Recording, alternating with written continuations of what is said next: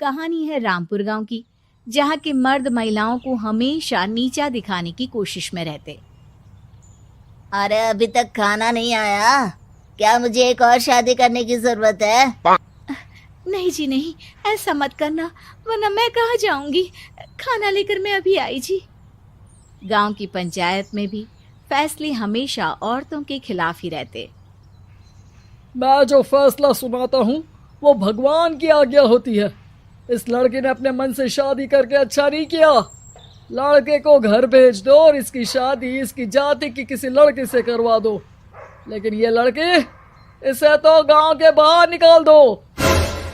नहीं नहीं जमींदार साहब, ये क्या बोल रहे हैं? ऐसा नहीं हो सकता। मेरी बेटी मासूम है, इसे अच्छे बुरे की समझ नहीं है। अरे कहाँ जाएगी ये बेचारी?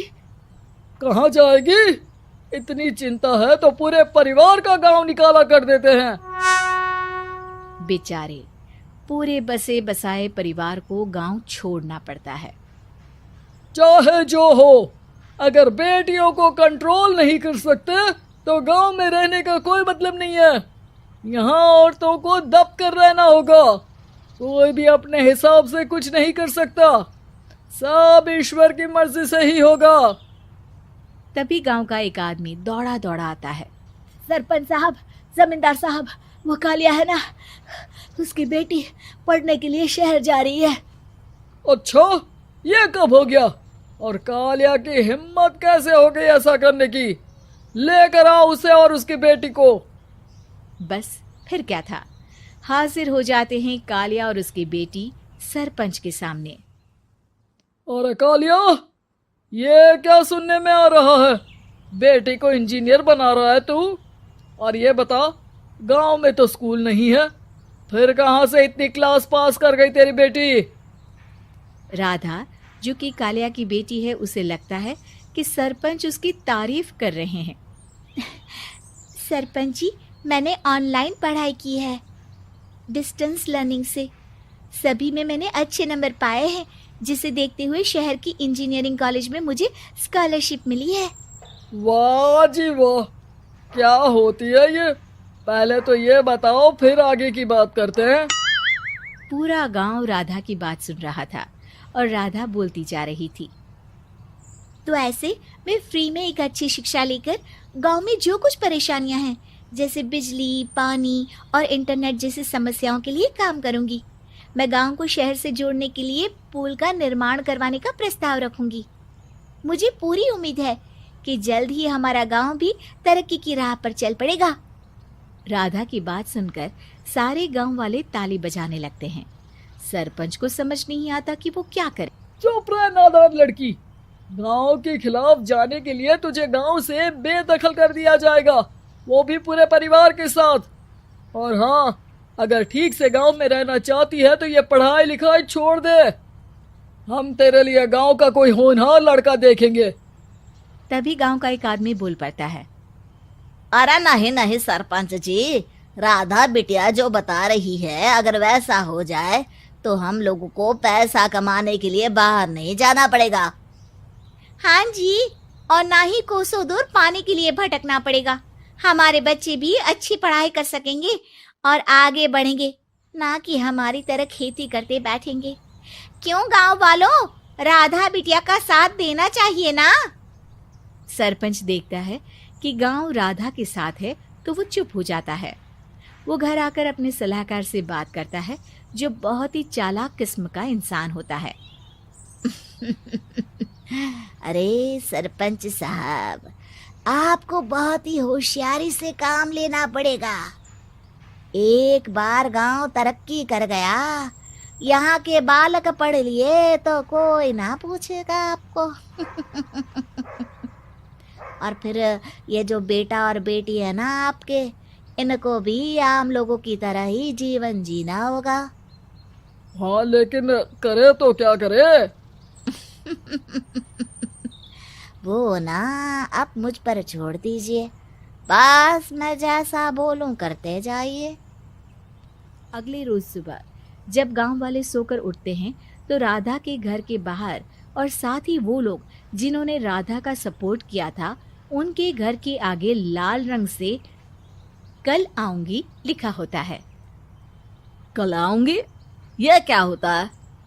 अरे यह तो खून से लिखा है, लगता है कोई भूत प्रेत या चुड़ैल का साया है। चलो सरपंच जी के पास चलते हैं। सभी सरपंच के पास जाकर उसे सारी बात बताते हैं। अरे ये तो बड़ी मुश्किल की बात है। चलो मैं एक बाबा को जानता हूँ, उन्हें बुला लेता हूँ। सरपंच बाबा को लेकर गांव के घर के बाहर जाता है। ओहो, तो ये वो चुड़ैल है जो उन लोगों को निशाना बनाते हैं जो गांव को बदलने का सपना देखते हैं। वो गांव को ऐसे ही संपन्न देखना चाहती है। वो नहीं चाहती कि कोई बाहरी यहाँ का कायाकल्प करे। क्या तुम लोगों में से किसी ने गांव को बदलने की सोच रखी है? तभी राधा की माँ रोते रोते आती है। मेरी राधा घर से गायब हो गई है। अरे कोई तो बचाओ, मेरी बच्ची कहाँ गई?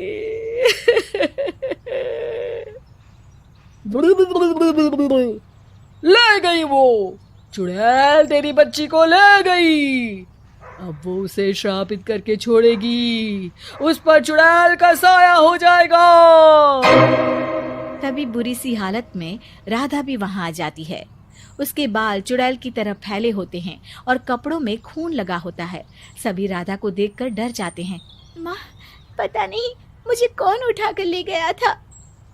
अरे दूर दूर हो जा चुड़ैल, अब हम लोग इस गांव में नहीं रुकेंगे। अरे कैसी बातें कर रहे हैं आप? कल तो आप मेरे भरोसे गांव का हुलिया बदलने, अपने बच्चों को पढ़ाने और तरक्की उन्नति की बात कर रहे थे, तो आज क्या हो गया आपको? ये फिर तुम लोगों को बहकाएगी। ये चुड़ैल गांव में आ चुकी है, ऐसे ही ये तुम्हारे घर के बच्चों को भी ले जाएगी। गांव वाले राधा को गांव से बाहर निकाल देते हैं। उसके माँ बाप रोते रहते हैं, लेकिन गांव वाले नहीं मानते। मैं भी अपनी बहन के साथ गांव के बाहर रहूंगा, लेकिन वो पढ़ाई नहीं छोड़ेगी। वहीं सरपंच के घर पर सलाहकार कहता है। देखा, सांप भी मर गया और लाठी भी नहीं टूटी। लेकिन अगले ही दिन सरपंच के घर के बाहर भी वही शब्द लिखे होते हैं और फिर सरपंच की बीवी कहती है, हमारी बेटी को किसी ने अगवा कर लिया है। तभी राधा का भाई वहां आ जाता है। अरे गांव वालों, मैंने सरपंच जी की बेटी को देखा था। वो चुड़ैल उसे उठाकर ले जा रही थी। अरे क्या मजाक कर रहे हो? नहीं नहीं सरपंच जी, आप नहीं जानते। वो चुड़ैल अब आपकी बेटी में आ जाएगी, जैसे राधा के अंदर आ गई थी। तभी सरपंच की बेटी वैसी ही हालत में वहां आती है जैसे राधा आई थी। पापा, पता नहीं कैसे मैं गायब हो गई थी। चुड़ैल, इसके अंदर भी चुड़ैल का साया है, मारो इसे। अरे नहीं नहीं, इसे भी राधा के पास गांव के बाहर ही भेज दो। अरे चुप रहो, मेरी बेटी कहीं नहीं जाएगी और चुड़ैल वुड़ैल कुछ नहीं होता है। अरे कैसे बात कर रहे हो सरपंच जी? आप तो बोल रहे थे कि आपका फैसला भगवान का ज्ञान होता है, तो अपने पर बात आई तो अब आप ऐसे बोल रहे हैं। अरे ना ना ना, आपको अपनी बेटी को त्यागना ही होगा। अरे बुलाओ बाबा को। राधा का भाई बाबा को ले आता है, जिसे अब गांव वालों के डर के कारण सच बोलना पड़ता है। मैं कोई बाबा नहीं हूँ, मैं तो मोची था। ये सलाहकार महोदय ने मुझे कहा था एक्टिंग करने को। अब वो मुझे पैसे देने वाले हैं। अब मुझे माफ कर दो। गलती हो गई, मुझे माफ कर दो। तभी वहां राधा आ जाती है। देखा सरपंच जी, जब गांव के बच्चे साक्षर होंगे तो आप जैसे लोगों की चालाकी नहीं चलेगी।